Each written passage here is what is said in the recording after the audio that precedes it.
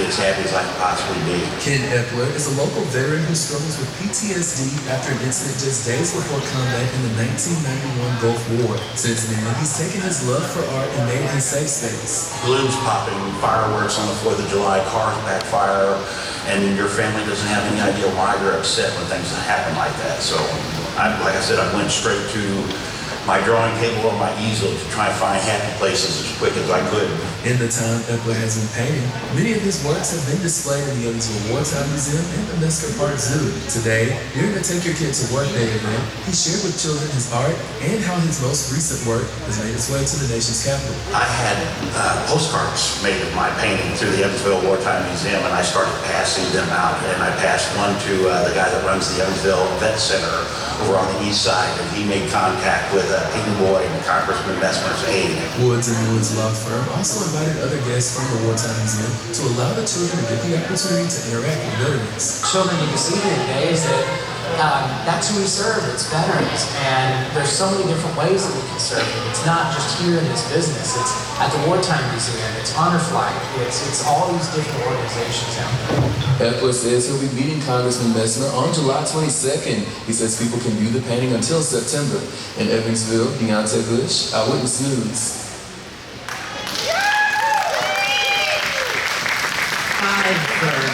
Find the right freelance service right away.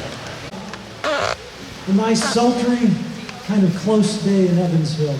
Some people couldn't make it today because of the heat, but we certainly appreciate all who've made it today. So we're going to begin today with prayer, and Mr. Jack Buttram will lead us in prayer. Please, all who can stand, please rise for our prayer.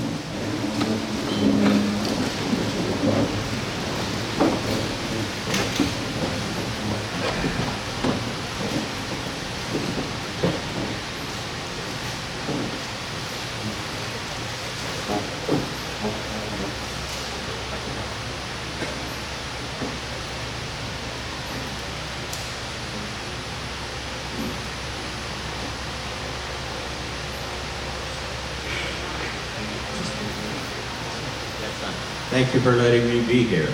This was a challenge to me to put together a prayer on the 250th anniversary of our Declaration of Independence. I tried to do it, and we'll see how it goes. But I do want to tell you that courtesy of the military, there are 134 grave sites, cemeteries in the world, with over 150,000 people buried. That we owe. Let us bow in prayer. Thank you for this day, a time of celebration, as we look forward to a 250-year anniversary of our Declaration of Independence. Help us, Father, to understand and appreciate that on July the 4th, 1776, 58 men representing 13 small colonies signed a document declaring a separation from their fatherland, and by doing so committed an act of treason subject to death. As we pledge our allegiance to our flag and our country today, help us to understand and appreciate also those many who have followed their dedication to our country by giving their lives to save our nation. To win World War II, our American military lost over 500,000 Americans. And we have buried them in over 140,000 cemeteries in separate cemeteries around the world. Our Declaration of Independence was a wonderful act of courage committed by 58 men. In your holy name we pray our appreciation. Amen. Amen. Yeah, and we keep your standing up, and we'll do the pledge of allegiance. I pledge allegiance to the flag of the United States of America and to the republic for which it stands, one nation, under God, indivisible, with liberty and justice for all. Who is going to lead us in? Tom, hi. Come up. Come up.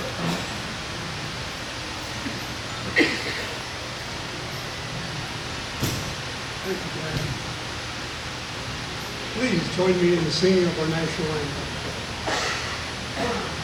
Oh, say, can you see by the dawn's early light what so proudly we hailed at the Father's casting, whose broad stars and bright stars through the perilous fight on the ramparts we watched were so gallantly streaming, and the rockets' red glare now are bursting in air.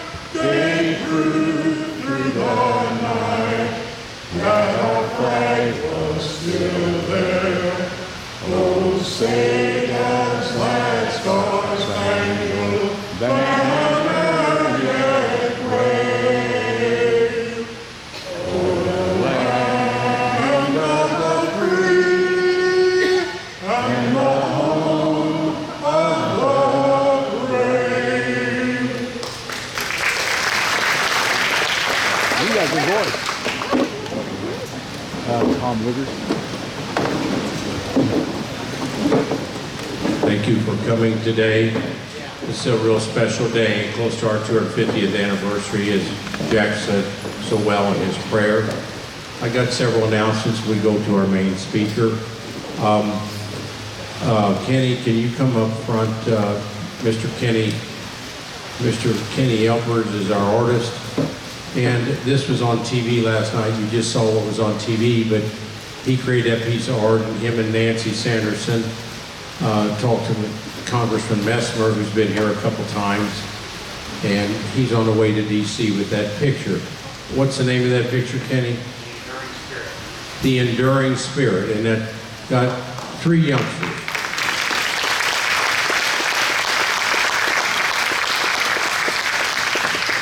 He teaches our kids that come here artwork. He's got a lot of his own work here. He's been a superb volunteer here, and we can't give him enough credit. Okay, next guy, come over here. This guy is Jim Miller, and he's been a good friend of ours for a long time.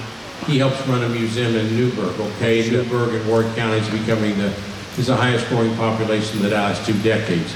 He's going to tell us something about his museum.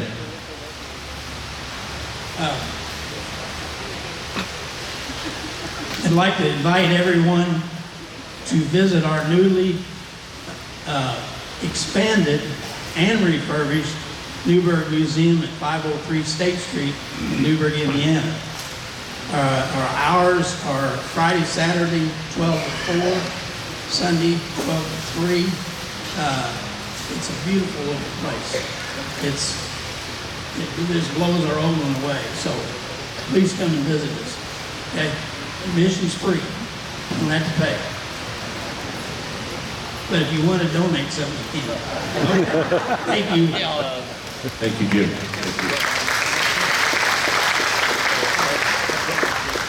All right, next week on the agenda is a lady named Kathy Sylvia. She was the first woman to graduate from West Point. So, you know, women separated 1919 or 20 or so. Just women have been England a year or 2 ahead of time, but you know, women haven't given you a fair shake. But she's going to talk about some tough shakes in the military. The Navy started a couple years after the Army did. Army's got more and always ahead of the Navy and always ahead of everything else. But you should hear her and tell your women friends to come listen to her. And then we got Donna Bone on Wild and Weird World War II stories that could change to Mr. Light, who ran Light Pharmacy here in town, was our biggest pharmacy. Then Man to the Moon by Mandy Scurry. But you got one of these, if you look at it and you call on the bottom, make sure you RSVP so we can order these meals. Now, there's another handout on the front desk that we had, and I'm going to just summarize it. We got 3 fly-ins this summer. You're lucky, and you don't even realize it, to have fly-ins, to have World War II planes, Vietnam era aircraft coming in. The first set is July 10th, 11th, and 12th. That's next weekend. Is that right, next weekend? Yeah, okay, next weekend. And that will have the C-47 here. The C-47 was dropped over 50,000 parachuters over a 4-day period of time at D-Day. That plane did this to aircraft traffic. 1936, aircraft traffic like that. 1936, it went up like that because of this plane. It was a DC-3. It's the same plane that had our college kids in it. But it will hold about 19 customers that pay. So prior to that, you only could pay for 12 seats from the Ford plane. But The tri-motor. tri-motor, okay, the tri-motor, okay. But it revolutionized aircraft. Now the kids can fly on this at a reasonable price. They can also look at it. You can tell them the story about D-Day. Now, they don't know a lot of this stuff. So you've got youngsters and other generations that can come out here and say that's what you want as a gift for something. Then you can take them to McDonald's or wherever you want to, but you gotta do some of this stuff. And it's up to you to educate them. Once you get her, these red shirts will educate them, but they need to know, and they know firsthand. Now the second plane that's coming is July 29th and 30th. Now that's a B-20 number. There's not hardly any cities in the world. A friend of mine from Seattle, he asked me 4 times, is that true? Are we getting a B-20 number? I said, yes, it's true. We luckily got it. Now the B-29, there were 1,600 made in World War II, and one was Enola Gay, and the other one was Boxcar. That's the first one Hiroshima, the next one Nagasaki. They had to change the way the bombs were put in there because only fit 1 bomb each, and I think they're about 10,000 pounds. And when an LST admiral came here and talked about 10 years ago, and I didn't video him, but he said he talked to Tibbetts in the lounge at, I guess, Saipan or Tinian. The Tinian was our gas stop over there, but he said when they turned around, he said that plane shook so much he knew it was going to break apart because they dropped the bomb and they ran. And when they ran, he said that thing shook so bad, Tibbetts, but it didn't break apart, and they were able to land. That plane's got 150,000 rivets, just like our town size, and the other plane that's coming in has 600,000 rivets.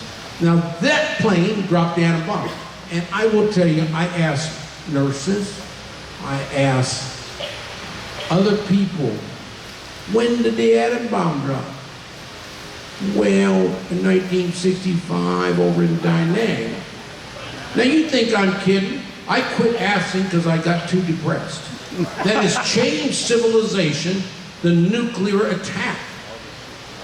And if anybody gets a hold of it, we're all dead. If the wrong person gets ahead of it. And these kids don't know what it is. And it's your fault. Yeah, it's your fault. If you don't get out here for that plane, let them get up in it, and you tell them about it, it's your fault. I'm not going to take credit. Your fault. Kids need to know this stuff. I'm asking these people, they're educated people, and they never get it in school because there's not enough time. They got to pass I-STEP. You heard I-STEP? They got to pass that. You can't get history in there. That's not an I-STEP. Science, technology, engineering, and math. Okay, that's not one of them. It's got to be between those. All right, so that's 29, 30, 29, 30. Then I want to see you out here. I won't find you to get mad at you, but I would like to see you out here. Then about a week and a half after that, in the middle of August, you have a Vietnam helicopter. It's been here a couple of times, the most popular of all. You get about 6 people on one side, 6 people on the other. They fly around the city like you did in Vietnam. So it's a Huey and it holds in, and it's very safe. All these are safe planes. You can fly in the first plane I said for about $100 or $200. The second plane, the B-29, you can fly in for probably $3,000 or $4,000, which is out of everybody's price range, but or most people's anyway. But that second plane, you can climb in it between its flights for $20. So that's what the kids need to do. They don't need to fly in it. But just so you know, nobody in this country gets a B-29. There's only 2 left in the world, Fifi and Dot. One of them's coming here. I'm gonna quit preaching. This gentleman right here, come on up here. This guy, I knew his uncle. I took care of his uncle named Marion Saalman. You come on up here. And this is Stephen Saalman. He's from the Tell City area. He's going to talk about his dad and mom that were in World War II. Now, he's going to go the whole hour. So if you got to go to the bathroom or you want to leave, just get out of here. And you can take off and he's not going to feel bad, okay? Also, if it's too emotionally difficult for you, you walk out, okay? He's going to talk about some tough stuff. It's real, but some tough stuff. So you walk out if it's emotionally too much for you, all right? Now, this guy does a ton for Perry County. I can't tell you how much he does for Perry County. And his dad was the major, and he taught over there for 40 years. He taught this, what he's going to talk about, and he resurrected it. So we are so lucky to have him. He'll tell you the story.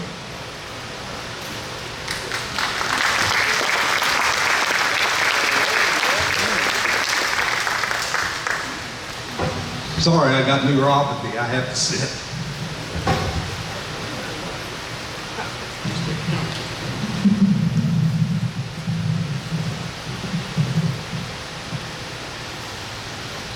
All right. Testing back in the back. Can you hear him, McKay? Can you hear me? Yeah. Yes. All right. Okay. Now, I want to introduce myself. My name is Stephen Saalman. I am the Perry County historian. I'm also the curator at both of our museums in the county. And if you're up that way, contact me and I can give you a tour. Now, first of all, I want to thank Dr. Browning and the Evansville War Museum for having me here today to give you this talk. And it's great to see so many people come to these events that really have an interest in history. Now, before I begin, I want to mention something personal. Some parts of what I'm about to share are difficult for me to talk about. I may become emotional at times, so I may need a moment to compose myself. I appreciate your patience and understanding. Both of my parents were World War II veterans.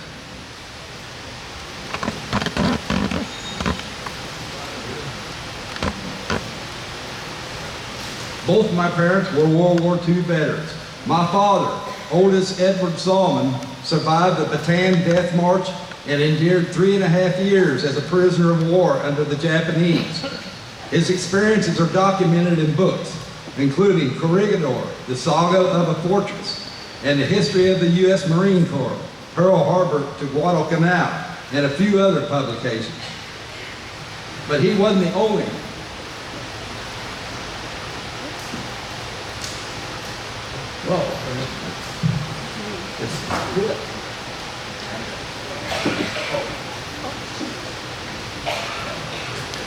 Now, he wasn't the only prisoner of war in my family. My father's great-grandfather, my great-great-grandfather, Christian Reinhardt Saalman, was captured during the Civil War and imprisoned at the notorious Confederate prison camp in Andersonville, Georgia. He died there on July 26, 1864. Today, the National POW Museum at Andersonville honors the stories of both my great-great-grandfather and my father. My mother, Agnes Lawrence Saalman.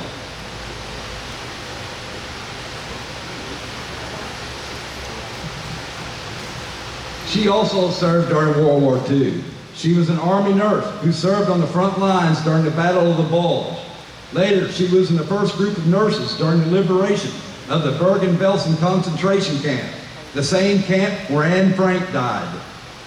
Now, my father, a 24-year-old Army lieutenant, met my mother, a 22-year-old nurse, at a dance at Fort Sill in Lawton, Oklahoma in 1939. My mother was born and raised nearby there after her parents moved to Oklahoma from Perry County during the land rush era. By a remarkable coincidence, my father was from Branchville, Indiana, just 3 miles from her former parents' home. They immediately connected, and on July 4th, 1941, they were married.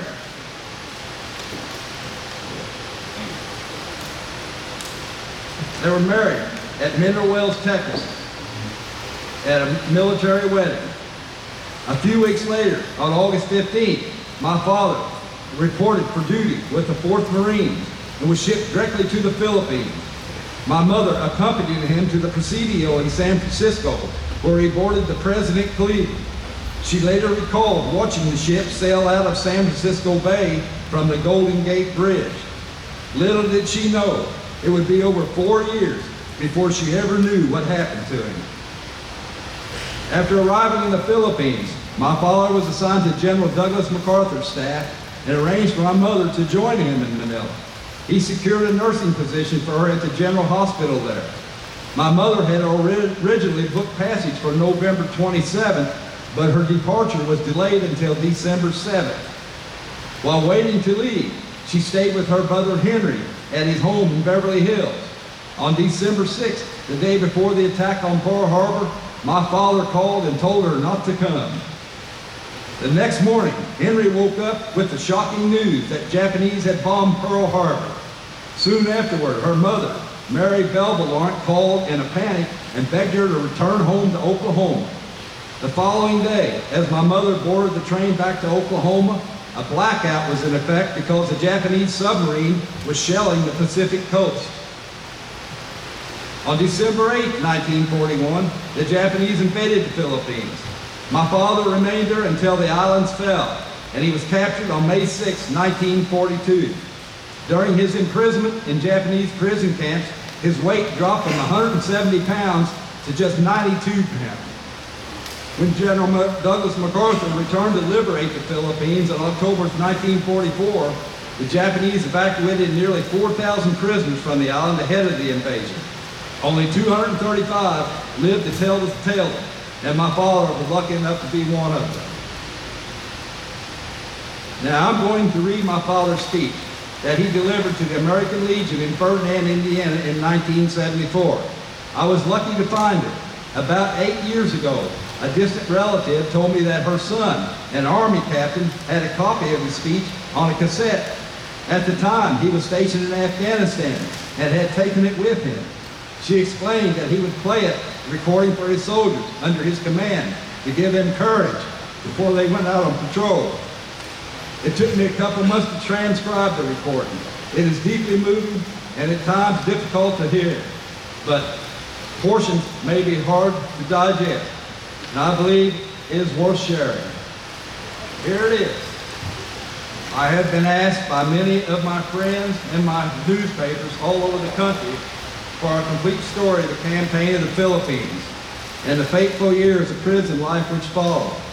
At first, I felt very reluctant to talk about it, but upon reconsidering, I feel it might be well to let the American people know the fate that befell several thousand American soldiers due to the lack of preparedness, and of the American people to realize the value of security, of not having a large, well-trained army. This is the fate that could have happened to your own son, your husband, your brother, or could happen again. It happened to your brother, son, or happen again if we go back to the idea that large military force is not necessary.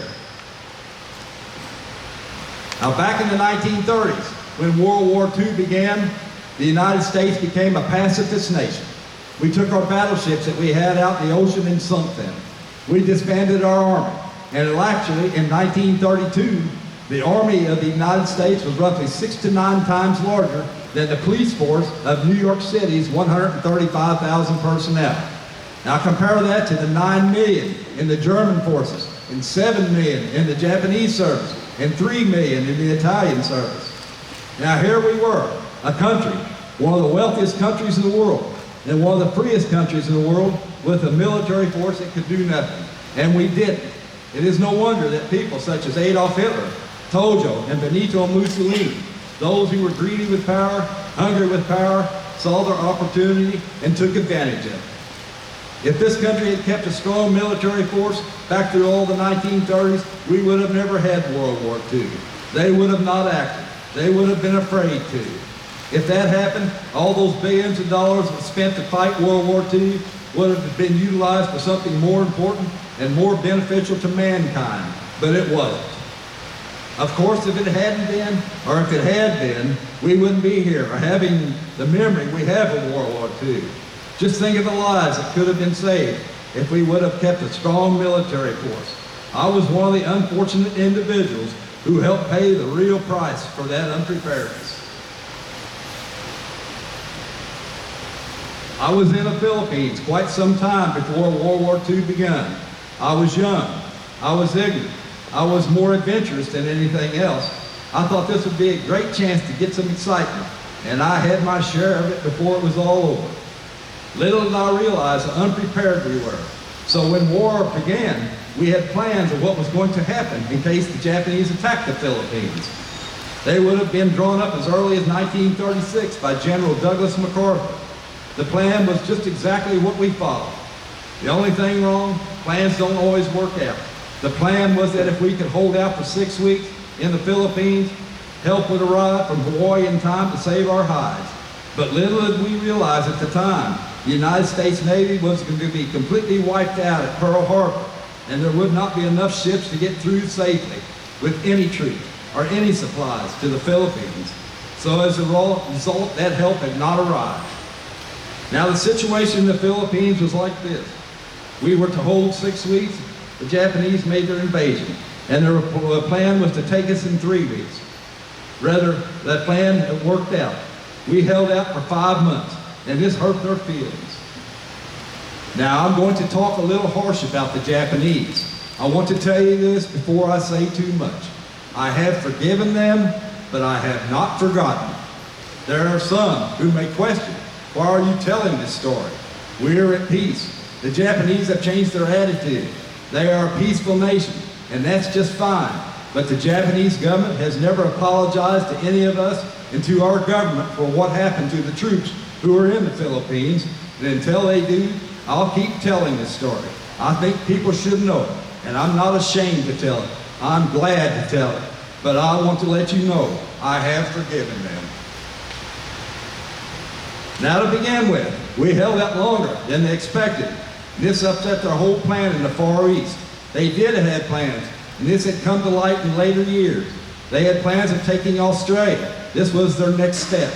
They had already taken Singapore, Hong Kong, and Java. They had already taken some of the islands around us, between us and Australia. But there was only one place left, and that was the Philippines. And thinking they could just go through us quickly and get on their way to Australia, they started landing within a few days after Pearl Harbor, and 5 months later, they were still bogged down. Now, we had no equipment compared to them. The equipment we had was one World War I equipment. We had one regiment that was armed with M1 rifles. That's the latest rifle we had. Our helmets were all World War I helmets. Everything else were of World War I vintage. We did not have enough metals to obtain supplies for a prolonged siege. We had just stockpiled enough in the Philippines for what the plan called for, 6 weeks. The plan was for us to withdraw from and get out of Manila and retire from that open city and withdraw to a peninsula called Batann. And that's what we did. And we took enough food and supplies, which was all we had, to last another 6 weeks. Well, you can see the predicament we were in. After about 2 months, 3 months went by with insufficient food, insufficient medical supplies, and insufficiencies in everything you can think of. And frankly, we had to send out foraging parties to find whatever they could that was edible. This included monkeys, dogs, cats, rats, grasshoppers, and other insects. And it even included snakes. The 26th Cavalry that we had with us, it also included their horses. And it was the last horse cavalry unit this country ever had. And I hate to say, I helped eat it. You know, this may sound terrible, but your stomach sort of rebels at eating monkey, especially after it's skinned. It looked almost like a little baby being put in a boiling pot. When you have nothing else, that's what you had. We were on half rations for a long time. Then we got down to third rations.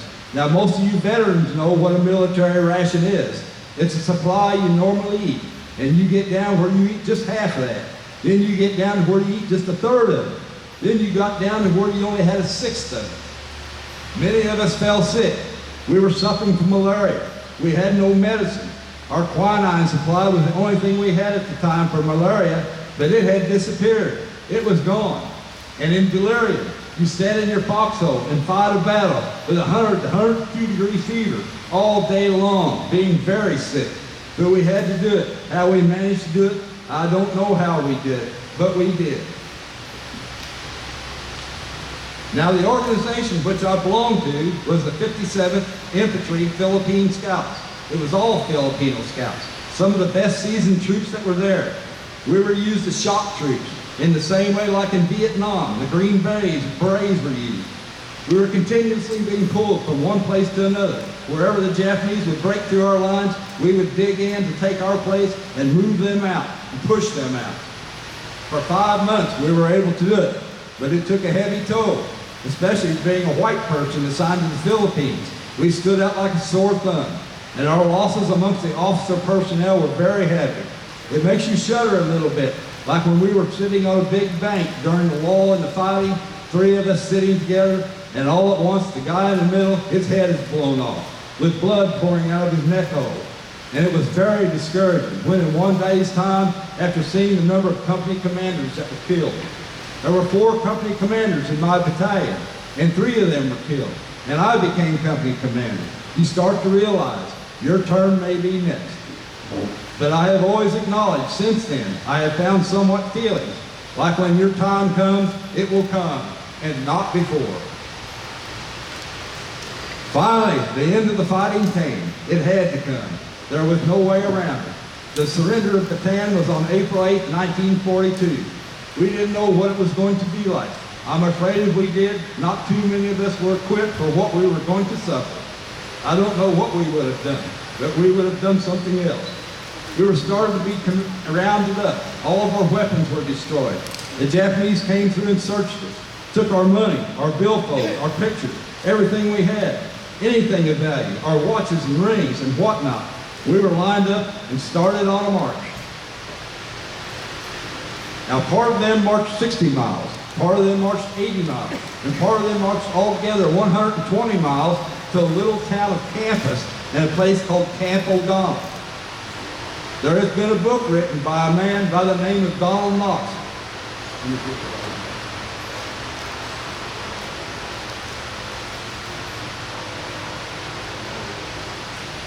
A book written by a man named Donald Knox called The Batann Death March. It's a paperback and it doesn't cost much, but the stories that you read there will give you an idea of what it was like. And here's a sampling of what I saw from one day. I was on a path and never had a drink of water. Water was running on both sides of the road, and there wasn't a drop to drink. If you stepped out of line and took a drink of water, you were shot. If you passed out, just fainting, thirst or whatnot, you were shot. If you fell off the wayside, there was a group of Japanese soldiers that would come up behind you, and they would run a bayonet up your ass or stick a bayonet through you and just go off and leave you lay. It was great enjoyment for them. For us, it was one of the most miserable situations that mankind could ever endure. Now myself, I was only on it for about 2.5 days. That's all I could take. On the evening of the second day, I crawled out. It being dark, I headed to the jungle along with a good friend of mine, where we found some guerrillas, and we headed back south to where we had started. We finally found a boat and got to the island of Corregidor, which was still holding out, and did hold out for another month. On Corregidor, I was assigned to the 4th Marines. I commanded an attachment of Marines, and I was the company commander of the last Battle of Corregidor. The Japanese began the shelling, the softening up process of the island, although they had been doing it for some time. But on April 28th, we knew the next day was going to be a rough one. It was the Emperor's birthday. The birthday celebration marked the beginning of a period when the enemy bombarded the island without let up, day and night. They had 150 batteries set up on one side of Corregidor.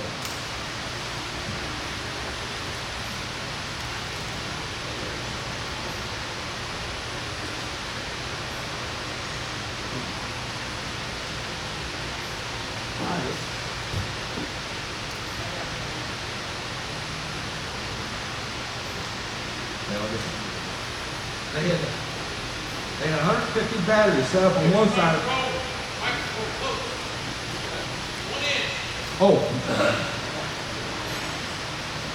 they had 150 batteries set up on one side of Corregidor from the main island of Luzon, 75 batteries set up on the other side, plus hundreds and hundreds of airplanes overhead. They would drop their bombs. I don't know how many battleships they had out to sea, which were continuously shelling us. I've seen movies that they made at the bombardment of Corregidor, and it's almost like looking at a movie ad. And you wonder how a person could survive.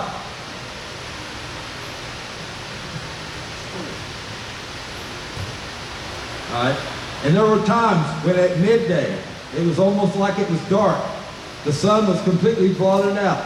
And during the night, you couldn't tell if it was dark out because the exploding shells kept the skies completely lit up. Life on the rock became a living hell. It became virtually impossible to move about the island by daylight. Enemy artillery spotters aloft in observation balloons on Batann and in planes overhead had a clear view of their targets.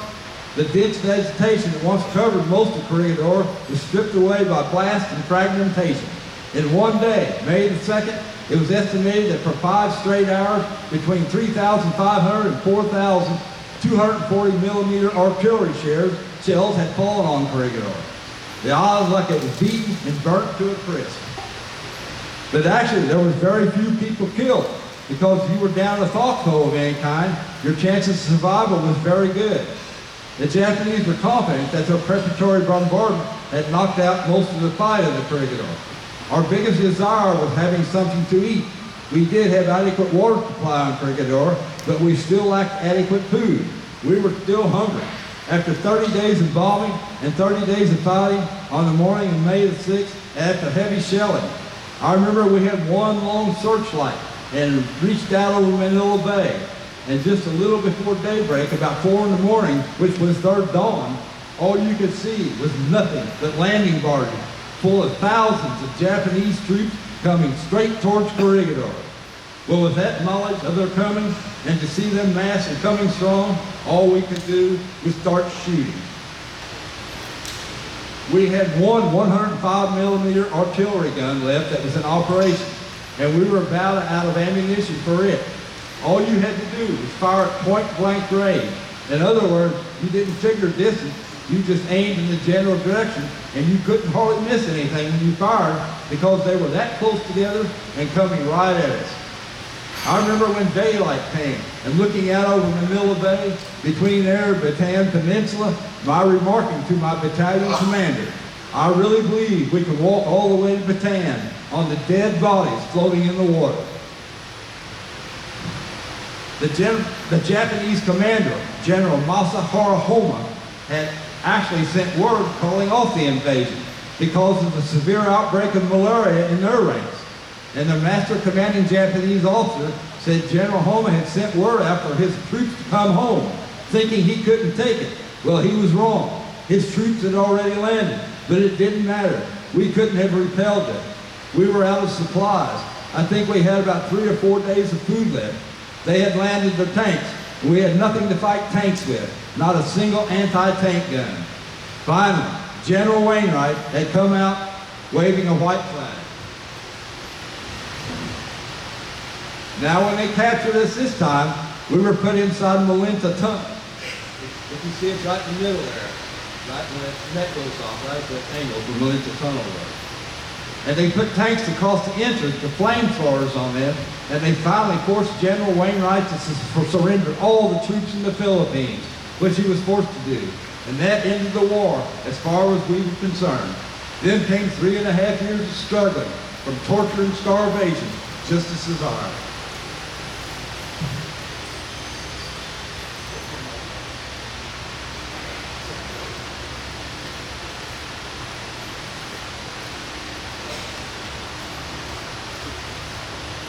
We were taken off the island of Corregidor and taken to Manila, then paraded down the street.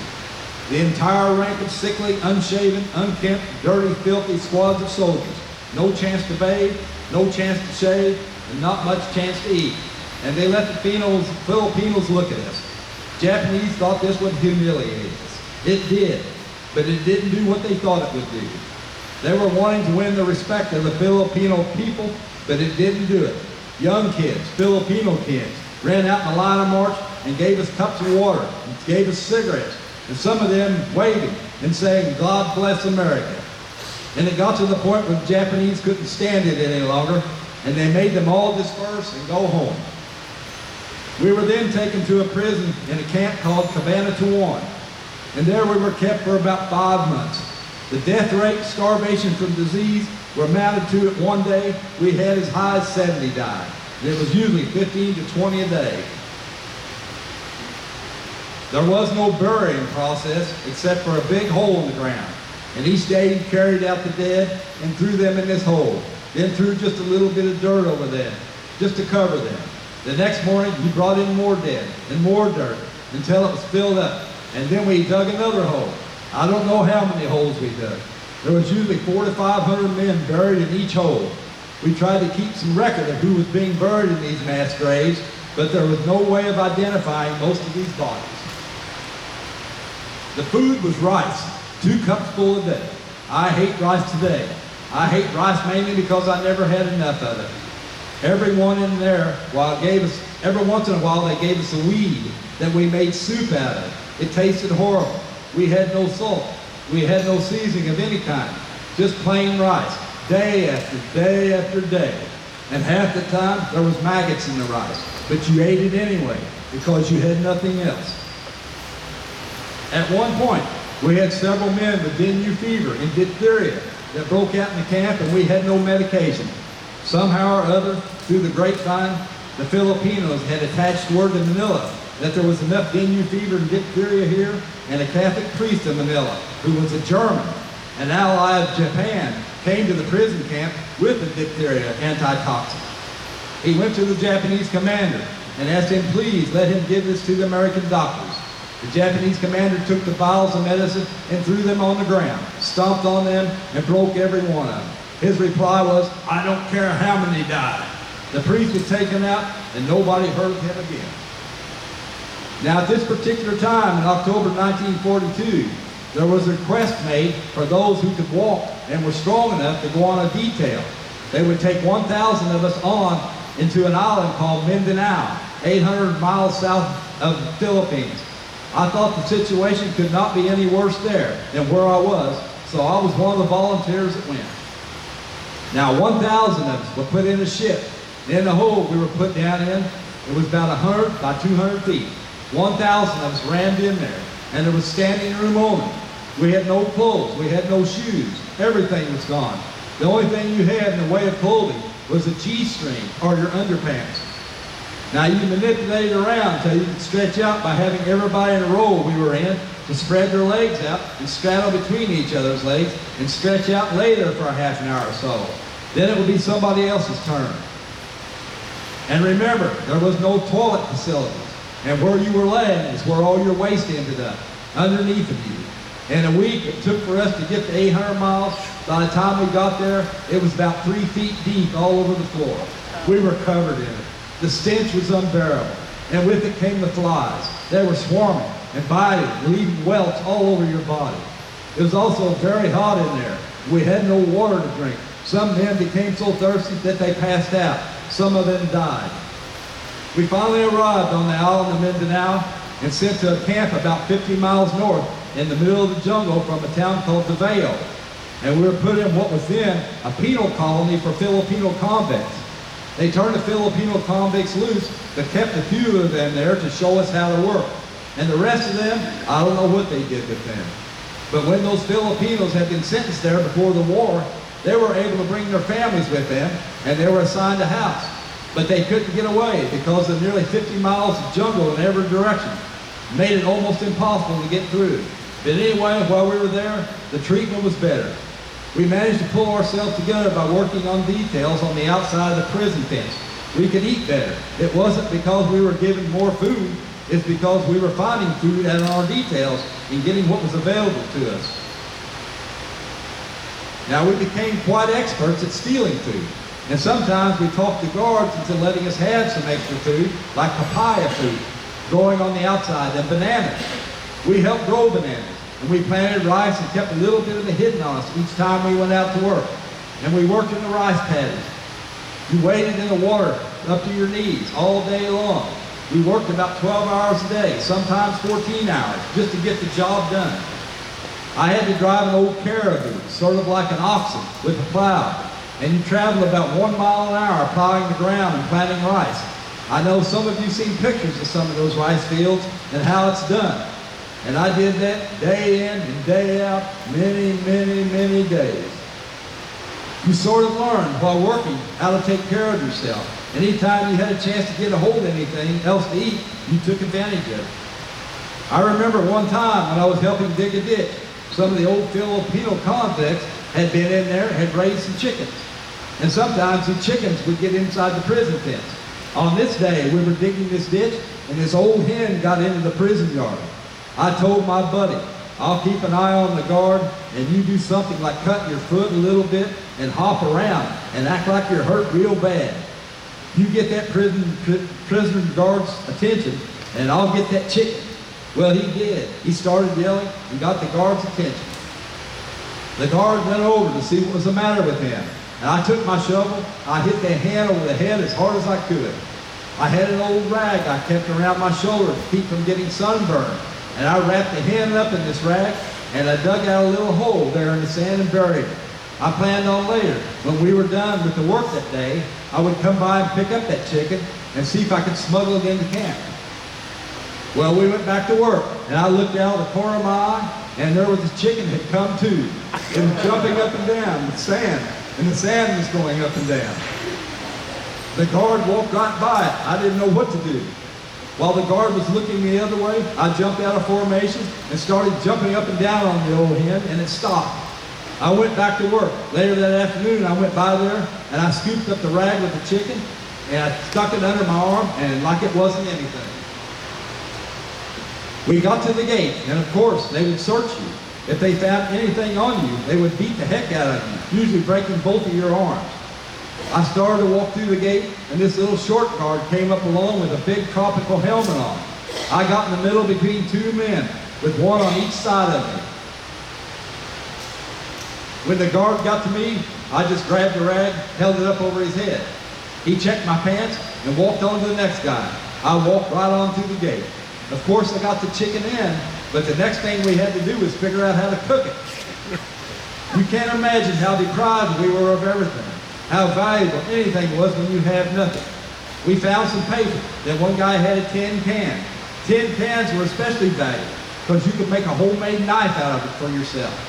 And of course, over several weeks that we had been there on these work details, you could bring in things like that, and everybody sort of had a monopoly on certain things. This one guy had a large tin can, and he'd rent this can out to you for so much food. By the time I got the chicken, I had to find somebody who had these things. One guy had some charcoal, and I had to hire a couple guys to guard the watch because you didn't want Jack to see you while you were cooking. By the time we got the chicken cooked, I had 9 men that participated in the meal. It was so good. In fact, it tasted like the best chicken we'd ever had in our life at that time. We even ate the bones. There was another experience I had in getting extra food. The Japanese had picked a lot of venereal disease, and they had gone to see American doctors who had sulfa drugs, and they were short on supplies. And they were always asking us if we had sulfa drugs or where they could get some. And then one day, one of them asked me, "Can you get sulfa drug for me?" I said, "No, but I will try for you. What's one worth to you?" He said, "If you give me one, I'll give you a whole bucket of rice and fish." I said, "Well, I'll try." He said, "I'll be back on the same detail tomorrow. Let me know." I said, "Okay." I went back in and talked to one of my buddies, and he said, "I have a solution to that. I know a boy down here who's got a can of foot powder. Let's make him a pill." So we set up a miniature pill making company, and we turned out some very decent looking pills. They even had the check mark on them and everything. I took one out and gave it to him, and he gave me the bucket of rice and fish, and everything went really well for 3 or 4 weeks. I was getting lots of friends because I had food to share. We were all gaining weight. I was the only one that had anything to eat. But one day, he didn't show up. And this went on for several days. He didn't show up. And I was getting a little hungry. And the guard that replaced him, I walked out and asked him, "Hey, what happened to Hot Tie?" He replied, "He got very sick. He in hospital. He died." Well, poor fella, I felt so sorry for him. Any trick that you could play on them to get a hold of extra food, we did. I'm not going to all the details of things we did. I can talk all night and tell you more stories. We were there for 2.5 years. In this one particular camp, We had very few escape, but there were times that somebody would escape. And they had to punish somebody else, usually by a severe beating, usually by broken both arms and legs, and usually the victim died within a couple of days. But we survived it. And it wasn't long until we heard that the Americans were landing at some of the islands south of us. And you want to know how we knew this? We had a fellow in our group that was an expert in radio. And he worked on the radios for the Japanese. And he'd steal parts. And eventually he stole enough parts to make his own radio. And he did it very cleverly. And he would hide the parts. He made the radio in the bottom of his canteen with a false bottom where it was hidden. The top still had his water. And you couldn't tell the bottom had a radio. He always stood along one part of the south wall every night about 9:30. He would pick up a broadcast and he tuned into the Voice of Freedom in Australia. And we got the news in English every night at 9:30. And we knew what was going on all over the world. And that was certainly the biggest morale booster that we had. And we got the news before the Japanese did. When Italy surrendered, we got the news a day ahead of the Japanese.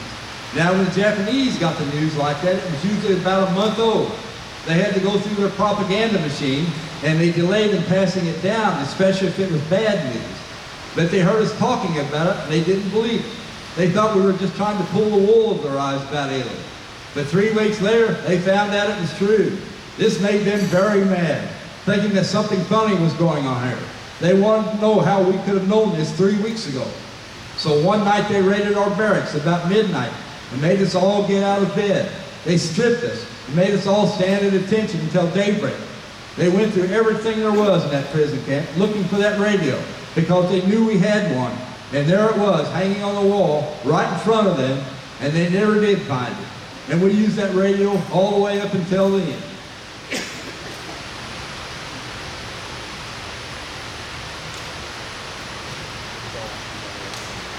In October 1944, we found out the Americans were landing in the Philippines on Leyte.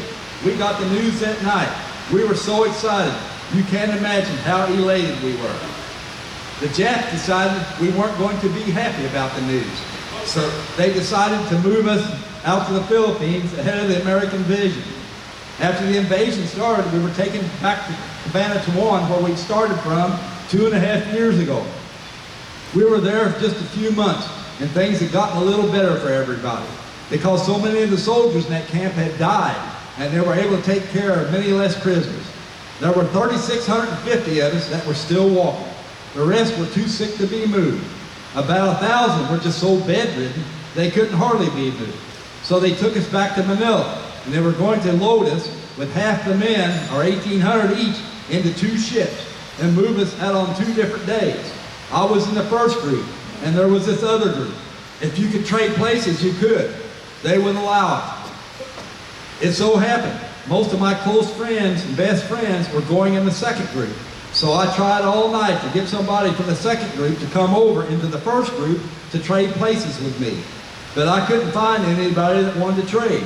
The next morning, just as I was going out the gate to load onto the ship, I was 20 steps from the gate. And once you passed the gate, there was no turning back. Then one guy I knew from New Mexico asked me if I still wanted to trade. I said, yes, I do. I stepped out of line, and he stepped right into my place. He went right onto the gate, and that was it. That ship was sunk by American bombers the next day. All 2,000 men aboard were lost to sea. The Americans didn't know the American POWs were on that ship, but it was like God was watching over me. Now that ship that I went on was called the Orinoco Maru. It left Manila a few days later with 1,850 prisoners. Plus there were several thousand Japanese civilians on board in the upper deck. It was a very big ship, one of the biggest passenger liners in the Japanese service. We were put in the bottom hold.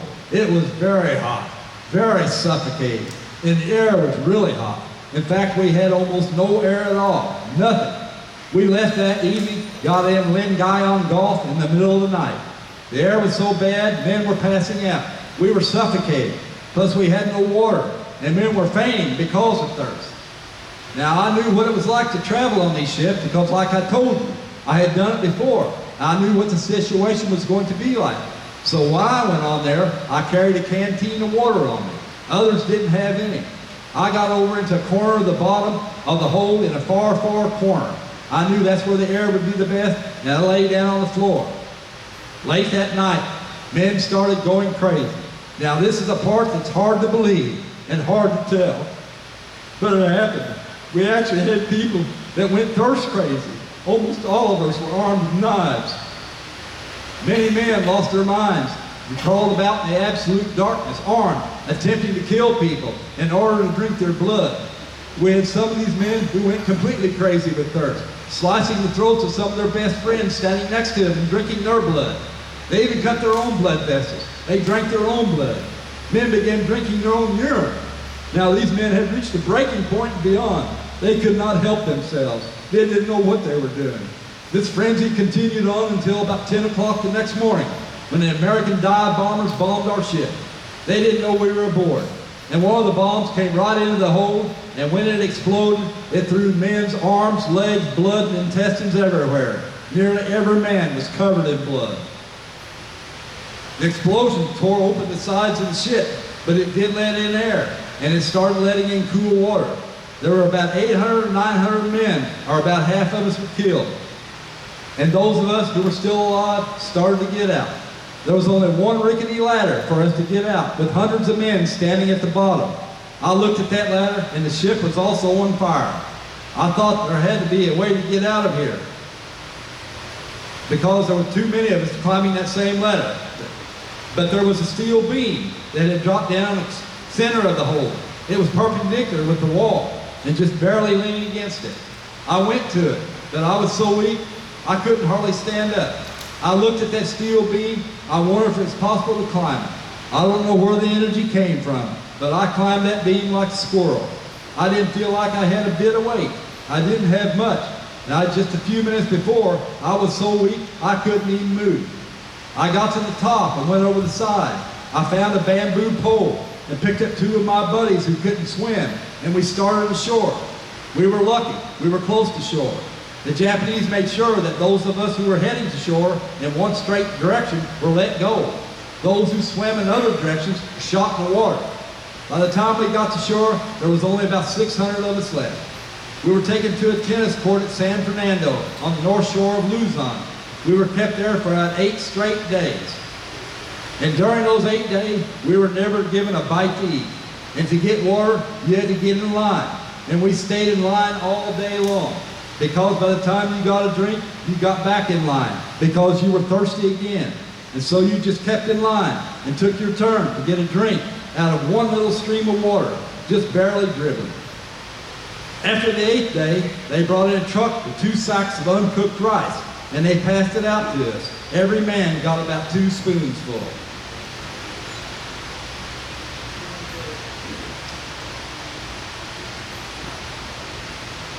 Fingers don't work like they used to. In the afternoon, they loaded us on trucks and started moving us on our way north. When our truck finally stopped, I looked out and saw some berries growing on the side of the road. I reached out and grabbed a handful of them. Everybody on that side of the truck reached out and grabbed a handful. As it turns out, they were poisonous. And when we reached our destination that night, I was so sick and doubled up in cramps, I felt so bad, I didn't care if they shot me or what they did to me, because I was figuring I was going to die anyway. I really don't know what was going on. When we got to the San Fernando jail, they put us there all night. All of those who were just as sick as I was put off to one side. And the Japanese told our American commander, these prisoners will be taken back to Manila. I was conscious enough to know what was going to happen. So I felt sort of pleased that I might be going back to Manila to a hospital. And I knew the Americans were landing there, some 70 miles south of where we were. During the night though, when I was passed out, a friend of mine came over and grabbed me and pulled me over to his side. When I came to, I found out I was on the other side and I was going on to Japan. And I wasn't going to go back to Manila. I was really mad. Anyhow, I found out after the war that all those sick men were taken out to the cemetery where they were all beheaded and thrown in a hole. The Japanese officer that was responsible for that had his neck stretched after the war at a war crimes tribunal. And I believe God had saved me again. On Christmas Day, 1944, I was on a train crammed into another hot railroad car. Remember, December is their summer. We were headed to the northern part of the island of Luzon. Then on New Year's Day, we were loaded on another ship, and they had just unloaded the Japanese cavalry's horses. They put us down into the hold where these horses had just been, and we had no food. And there were many men that were so desperately hungry, they started going through the horse manure, picking up grains of corn to eat. Just 4 days after we left San Fernando, the American troops landed. We always jokingly said we smelled bacon and eggs when we left. We were then taken to the island of Formosa, which is now called Taiwan. We pulled into harbor, Taiwan, and American dive bombers spotted our ship again, which was, of course, marked with the Imperial Emperor's seal, and they bombed and sunk us again. Over half the prisoners were killed, and nearly 400 dead bodies were left there approximately 1 week. Some of the bodies were fully intact, and some of them were just blown to pieces. If you've ever tried to pick up a dead body in the tropical climate where we were, you didn't pick up the body, you picked it up in pieces. You can't imagine what it was like. The bodies were so thick and had swollen up so that when you touched it with your hand, your fingers would sink into the flesh, and you could only pull out chunks at a time. They were also covered in flies, and looking at those rotted corpses, you could see the maggots crawling out of their eyes and every opening in their bodies. After we cleaned up the bodies, we burned them and buried the remains on the island of Taiwan. And today there's a monument there marking the spot where this happened. Then we loaded on another ship and we started for Japan once more. On this ship we were on, there was another shortage of water. And looking out over the ocean with all the water, and there wasn't any of it that we could drink. I could go on a long time without eating food, but I could hardly go very long without drinking any water. On this particular ship, we had a tarpaulin stretched over us, hanging on poles. The weather began turning very cold. Freezing ice and snow started falling. And you would hold open your mouth, hoping to catch a few flakes, just to have something to drink. We did discover on the ship there were barrels of sugar in the holds below us. By carefully lifting some boards, we made a small opening where you could get down in that hole where the sugar was. We did it for 2 reasons. Because the sugar would give you some energy, and the sacks that contained the sugar could be made into blankets to keep us warm. We were freezing to death because I said all we had was undershorts or G-strings. So we had to keep the sacks hidden during the daytime, and at night we'd cover them up. We'd cover ourselves up with the sacks to keep warm. One day, a Japanese soldier looked down and saw an American digging into the sugar. Immediately, he reported it to his commander, and the commander ordered that man to come forward and to be punished. Nobody knew who the guilty man was for stealing the sugar because we were all guilty. We didn't know who it had been. No one would go forward. They kept insisting that the man must come up and take his punishment. Then the guard, who was in charge of the detail, opened up the hatch and set up a machine gun. He said, "That man must come forward in 5 minutes or we're going to kill all of you." He meant every word of it. He got out his watch. Every minute he told us how much time we had left. In the last minute, the soldiers cocked the machine gun. He then started counting down the last minute. Several times I thought I was going to die, but escaped. But this time I knew for certain I was a goner, along with all the men. And I began to pray. He counted down the last 10 seconds, and his men readied the machine gun. In the last 5 seconds, a very brave man way off in the corner stood up. This man was one of the older soldiers, about 40 years old. He said, "I am the guilty man." Well, this man was like the rest of us. Real long, dirty hair, unkempt, and I didn't recognize him at first, but then I did recognize him. He was taken up, and a rope was placed under his arms, and they took him out on deck and strung him up right in front of us. And they started beating him and broke both of his arms and legs until he died. When he was dead, they untied him and threw his body right back down in the hold with us. His name was Chaplain Francis J. Adams from Cleveland, Ohio, United States Navy. Without any thought of being faithful to God and his fellow man, he laid his life down for the rest of us so we could all live. Because if he hadn't, I wouldn't be here giving you this talk, because we would have all been killed. That Japanese lieutenant that ordered his beating also had his neck stretched at the military tribunal. There were quite a few of them that paid the price and penalty for the war crimes they had committed.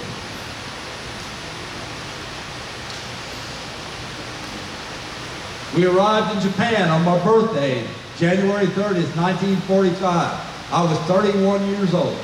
Well, you can't imagine what we looked like, having lived in manure and filth for about 3 months and being sunk twice. We were dirty. Our hair and beards were very long. We had manure caked all over us. We were taken to the prison camp nearby. I was very sick and I was taken to a hospital. I weighed 92 pounds. I weighed 170 pounds when I first went to the Philippines. I was in the hospital for 30 days, which I was given decent treatment. The Japanese commander of this prison camp was very kind to us. He actually shed tears when he saw us. He stated, "I can't believe that my fellow countrymen would treat anyone like this." That Japanese officer became an employee of the United States government in the Army of Occupation, and he rose to a very high rank in the Army. He too was rewarded for his kindness. We all saw to it after the war was over. We testified at his hearing and let them know what he had done for us. In late March, we were all taken to Korea.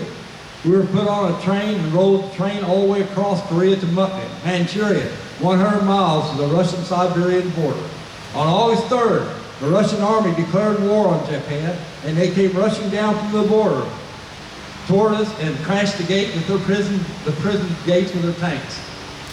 There was a Russian lieutenant stuck his head out of the tank and said, "You are all now free, thanks to the Russian army." And he passed out money to all of us. The war was about over, and they knew it. The next morning, a B-29 flew over and dropped supplies to us. There was enough in there to last 50 years. They dropped so many supplies we didn't know what to do with it. And they kept dropping it, wherever they could drop it. We were released and put on a hospital ship and headed back toward the United States. But during all this time, my mother had feared for my father's life. She didn't know if he survived the war or was killed by his captors. The fall of Corregidor Island in the Philippines was mentioned in the papers, but no names were ever attached to the articles. Though deeply depressed, she resumed her job back at the Frederick, Oklahoma hospital.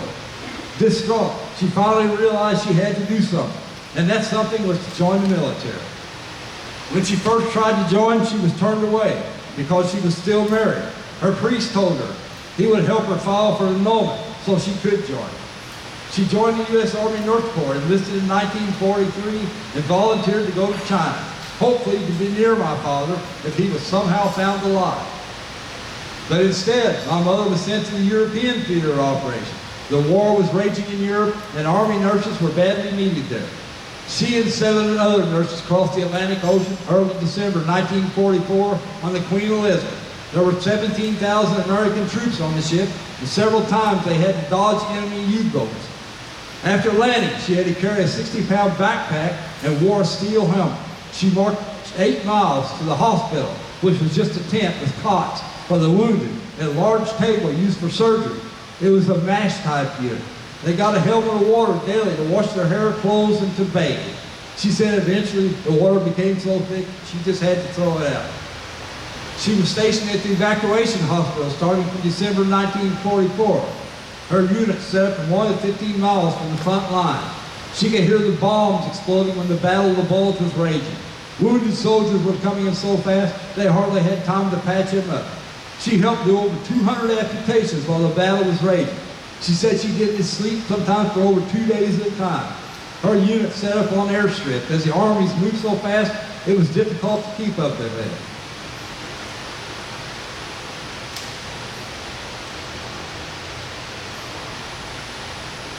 While her unit was stationed in Germany on Easter Sunday, April 1st, 1945, the unimaginable happened.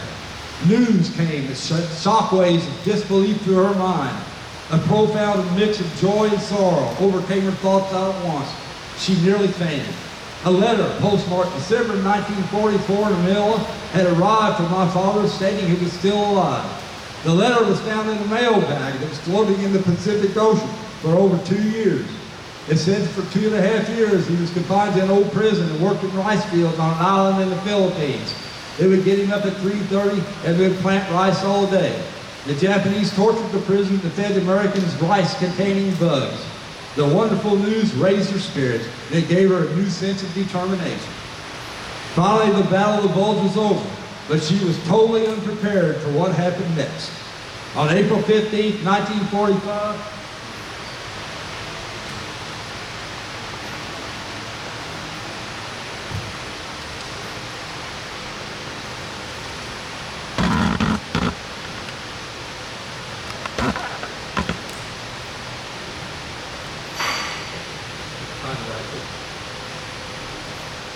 on April 14th, the British, finally the Battle of the Bulge was over, but she was totally unprepared for what happened next. On April 15th, 1945, with the British 11th Armored Division, she was in the first group of nurses to enter the notorious Bergen-Belsen concentration camp. The first thing she said she witnessed were 3 large piles of humans that had been doused with gasoline and set on fire. She recalled hearing the screams and seeing the arms and legs moving. She said after the flames were established, they only saved 3 victims. More than 13,000 corpses in various stages of decomposition lay unburied on the campground. She said the bodies were a ghastly sight. Some were green, some were gray. She said they looked like skeletons covered with skin. The flesh had all gone. There were bodies of babies and small children among the grown-ups. In other parts of the camp, there were hundreds of bodies laying around, in some cases piled 5 or 6 feet high. Besides that, there were nearly 60,000 emaciated, ill prisoners in desperate need of medical attention. She said they had to thread their way through the dead bodies. There were bodies scattered everywhere. She said she had never seen such horror in all her life. In the days following the arrival of the British Army, more than 13,000 people died as a result of their treatment at the hands of the Nazis. More than 70,000 prisoners, the majority of them were Jewish, were murdered at Bergen-Belsen. The discovery of Bergen-Belsen camp and the horrendous conditions there made a powerful impact on public opinion in the United States and everywhere. The horrors of the camp, documented on film and pictures, made the name Belsen emblematic of Nazi crimes in the immediate post-1945 period.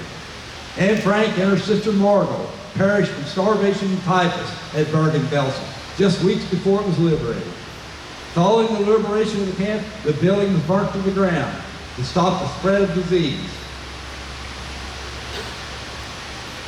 The Japanese attack on Pearl Harbor brought separation and hardship to my parents for over 4 years. They didn't see each other from August 1941 until 2 months after the war ended. My parents reunited in October that year in Texas and began their life together. They moved back to Perry County in 1954 and reared 9 of us children. They both had successful careers, he in education and her in nursing. I feel an enormous sense of gratitude and appreciation for my parents for having given so much for our country.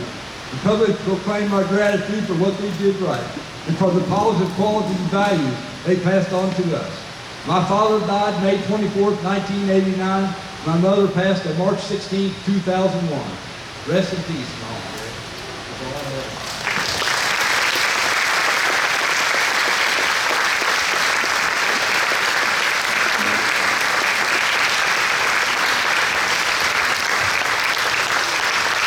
I want to show you a picture here.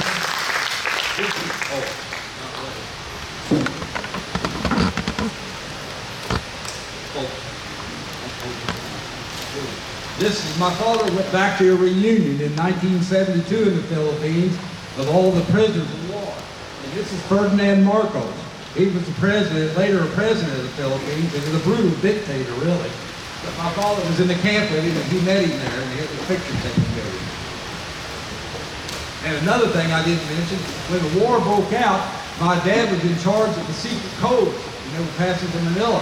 And one day he had secret codes he had to take to Manila to deliver to their headquarters.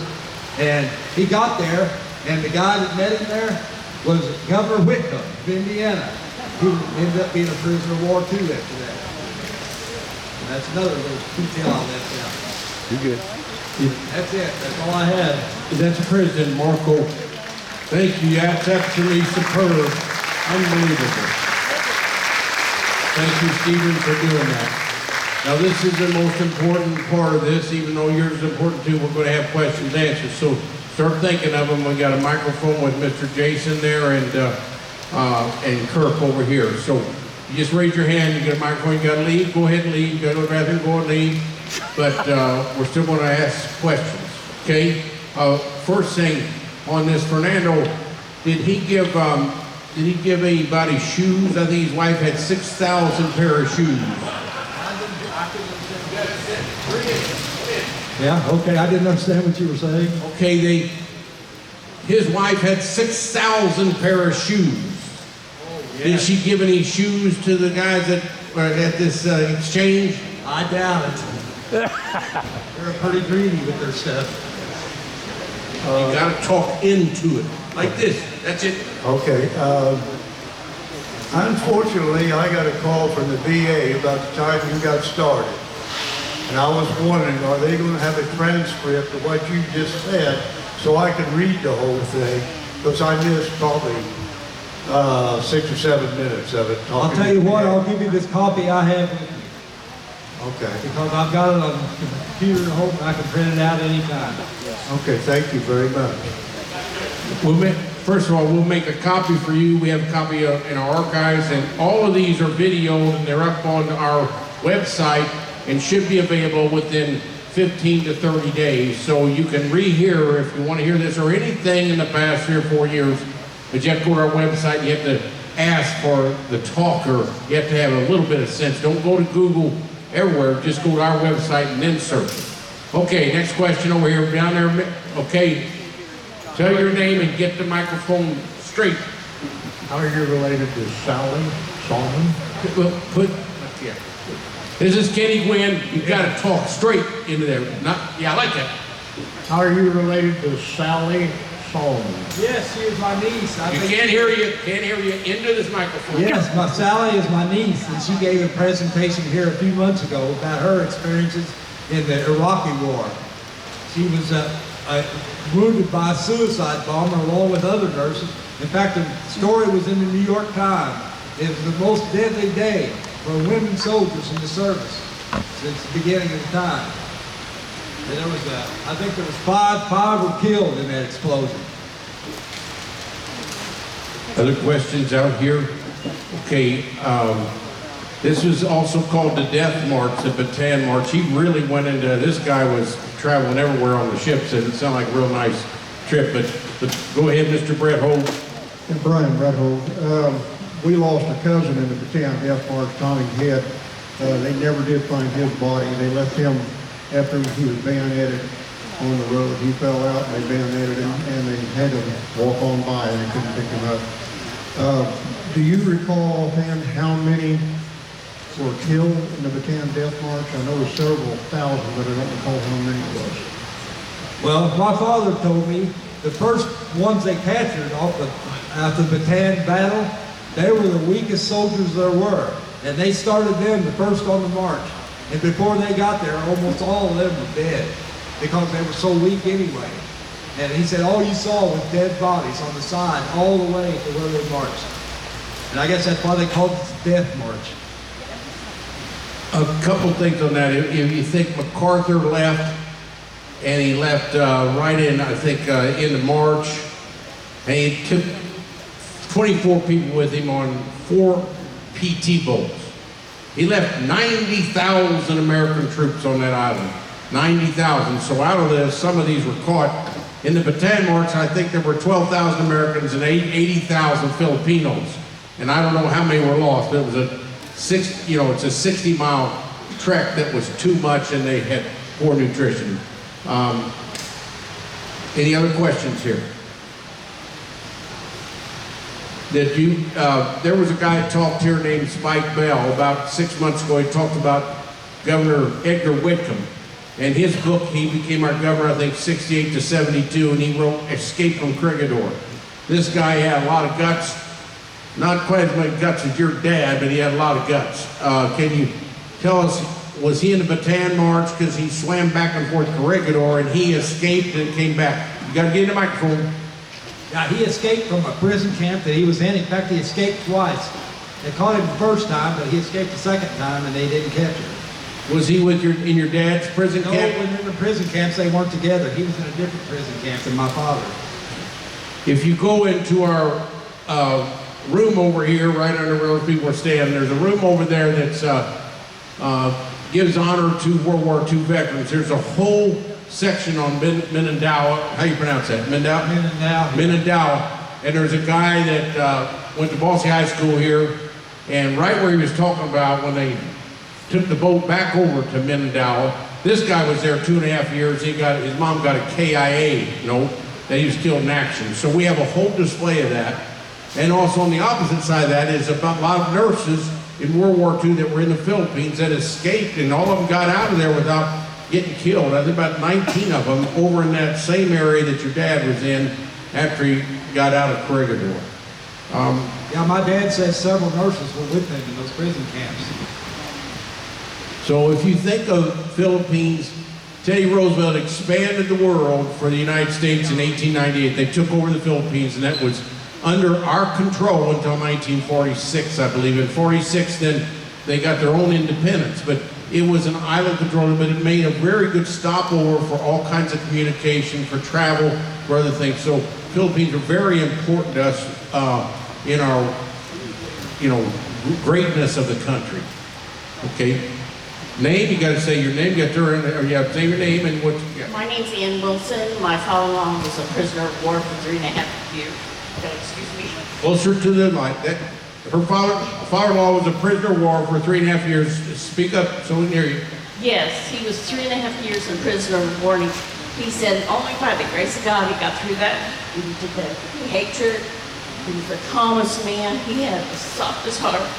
He went through, he told me some of the things he went through, but I was just amazed how he did not have any hatred. He didn't come off with the, anger or anything.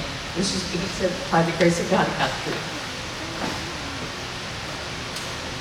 Anybody else there? I mean, what you just said, Miss Wilson, that's just absolutely what happened to the Major Saalman. I mean, how can a human being, I think of, how can a human being go through what he went through? I don't think many of us in the room could do that. It's mind over body, and it's ingenuity, just like in Auschwitz. I mean, how do people survive these things? The human being is a tremendous fighting for survival, and this is a tremendous story. This guy, I don't know how he survived. I'd have quit 4 times. Okay, any other questions? This is a fabulous talk. We'll have it on tape for if you want to rehear, so let somebody else hear. Thank you for coming. Next 2 weeks, we got a lady talking. Thank you.